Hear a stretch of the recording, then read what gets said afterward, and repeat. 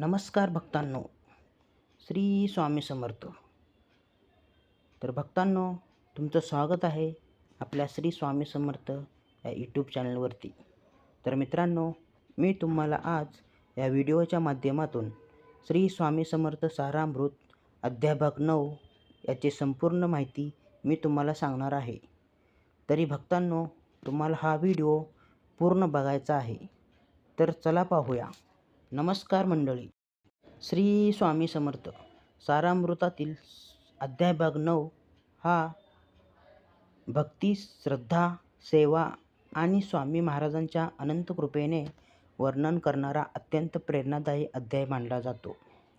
या अध्यायात स्वामी समर्थ महाराजांनी भक्तांच्या जीवनातील संकटे कशी दूर केली, त्यांना योग्य मार्ग कसा दाखविला आणि नामस्मराचे महत्त्व कसे पटवून दिले याचे सुंदर वर्णन आढळते. स्वामी समर्थ हे दत्तावतार मानले जातात आणि त्यांच्या दर्शनाने अनेक भक्तांच्या जीवनात चमत्कारिक बदल घडले. अध्याय 9 मध्ये अशाच अनेक अनुभवांचे आणि शिकवणींचे वर्णन केलेले आहे. अक्कलकोट नगरीत स्वामी समर्थांचा दिव्य दरबार भरत असे. दूरदूरून गावामधून हजारो भक्त त्यांच्या दर्शनासाठी येत असत. कोणी दुःख घेऊन येई, कोणी आजारपणातून मुक्ती मागत असे, तर कोणी मानसिक शांतीच्या शोधात येत असे.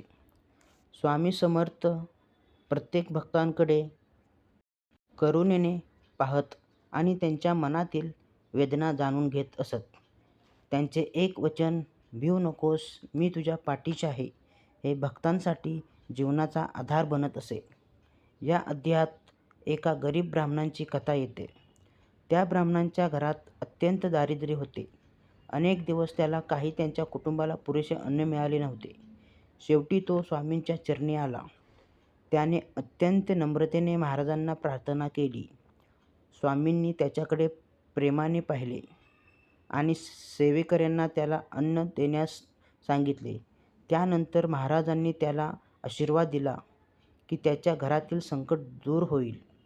काही दिवसातच त्या ब्राह्मणाला चांगले काम मिळाले आणि त्यांची परिस्थिती सुधारली. या प्रसंगातून स्वामी समर्थ दीनदुबळ्यांचे रक्षण करणारे आहेत हा संदेश मिळतो. अध्यायात एका आईची कथा देखील सांगितलेली आहे. तिचा मुलगा गंभीर आजाराने त्रस्त होता. अनेक उपचार करूनही तो बरा होत नव्हता. शेवटी ती आई स्वामी समर्थांच्या चरणी आली. तिने रडत रडत महाराजांना विनंती केली. स्वामींनी त्यांना मुलांच्या डोक्यावर हात ठेवला आणि अंगारा दिला. त्यांनी आईला विश्वास देण्यास सांगितले. काही दिवसातच मुलगा पूर्णपणे बरा झाला. या घटनेने त्या आईची श्रद्धा आणि दृढ झाली. भक्ती आणि विश्वास असेल तर स्वामी संकट दूर करू शकतात, हे या प्रसंगातून स्पष्ट केले होते. या अध्यायात स्वामी समर्थांनी अहंकाराचा नाश कसा केला याचेही वर्णन केले आहे. एक विद्वान तरुण स्वतःच्या ज्ञानाचा गर्व बाळगून स्वामींची परीक्षा घेण्यासाठी आला होता. त्याला वाटत होते की तो सर्वज्ञ आहे. स्वामींनी त्याला काही साधे प्रश्न विचारले, पण त्या तरुणाला उत्तर देता आले नाही. त्याचा गर्व दूर झाला आणि तो नम्रतेने स्वामींच्या चरणी पडला. स्वामी समर्थाचा संदेश स्पष्ट होता. खरे ज्ञान नम्रतेत असते, अहंकारात नाही. स्वामी समर्थ नेहमी कर्म, सत्य आणि दयेचा उपदेश करत असत. ते म्हणत की फक्त पूजा करून उपयोग नाही, तर जीवनात चांगली कर्मे करणे आवश्यक आहे. गरिबांना मदत करा, सत्य बोला, प्रामाणिकपणावर दया ठेवा आणि ईश्वराकडे नामस्मरण करा, हा त्यांचा मुख्य संदेश होता. त्यांनी भक्तांना संयम आणि श्रद्धा याचे महत्त्व पटवून दिले. श्रद्धा आणि सबुरी या दोन गोष्टी जीवनात आवश्यक आहेत, हे त्यांनी अनेक प्रसंगातून शिकवले. अध्याय भाग 9 मध्ये नामस्मरणाचे महत्त्व विशेष सांगितलेले आहे. श्री स्वामी समर्थ हा जप भक्तांच्या जीवनात शांती आणि धैर्य निर्माण करतो, असेही वर्णन केलेले आहे. अनेक भक्त संकटाच्या काळी स्वामींचे नाव घेतात आणि त्यांना संकटातून मार्ग मिळत असे. नामस्मरणामुळे मनातील भीती दूर होते, मन स्थिर होते आणि ईश्वरावरील विश्वास वाढतो. हा अध्यायात स्वामी समर्थांच्या दरबारातील वातावरणाचेही सुंदर वर्णन आहे. रोज भजन, कीर्तन आणि आरतीही होत असे. जय जय रघुवीर समर्थ या घोषाने संपूर्ण वातावरण भक्तिमय होत असे.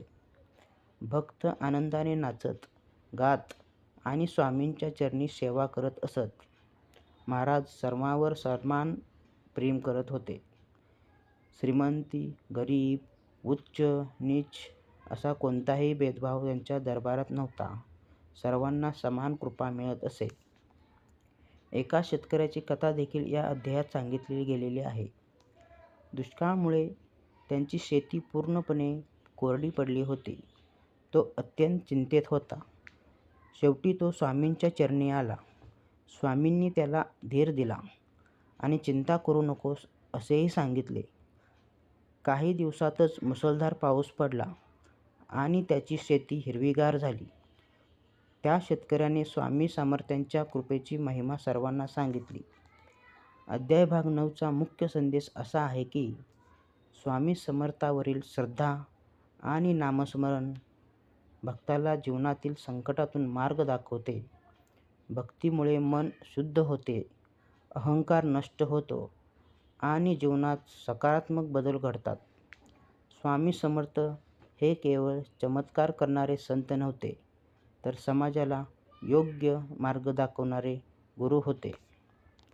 आजही लाखो भक्त स्वामी समर्थ महाराजांच्या या मंत्राचा जप करतात आणि त्यांच्या कृपेचा अनुभव घेतात. स्वामी समर्थांचे जीवन आणि उपदेश मानवतेला प्रेम, दया, सत्य आणि श्रद्धेचा मार्ग दाखवतात. अध्याय भाग 9 हा प्रत्येक भक्ताला आत्मविश्वास देतो, धैर्य आणि भक्तीची प्रेरणा देतो. श्री स्वामी समर्थ, जय जय रघुवीर समर्थ अशी घोषणा केली जाते. श्री स्वामी समर्थ, जय जय स्वामी समर्थ अशी ही घोषणा केली जाते. श्री स्वामी समर्थ सारा अमृतातील अध्याय भाग 9 हा भक्ती, श्रद्धा, सेवा आणि स्वामी महाराजांच्या अनंत कृपेने वर्णन करणारा हा प्रेरणादायी अध्याय मानला जातो. या अध्यायात स्वामी समर्थ महाराजांनी भक्ताच्या जीवनातील संकटे कशी दूर केली, त्यांचा योग्य मार्ग कसा दाखवला आणि नामस्मरणाचे महत्त्व कसे पटवून दिले याचे सुंदर वर्णन यामध्ये केलेले आहे. स्वामी समर्थ हे दत्तावतार मानले जातात. अनेक अनुभवांचे आणि शिकवणींचे वर्णन यात केलेले आहे.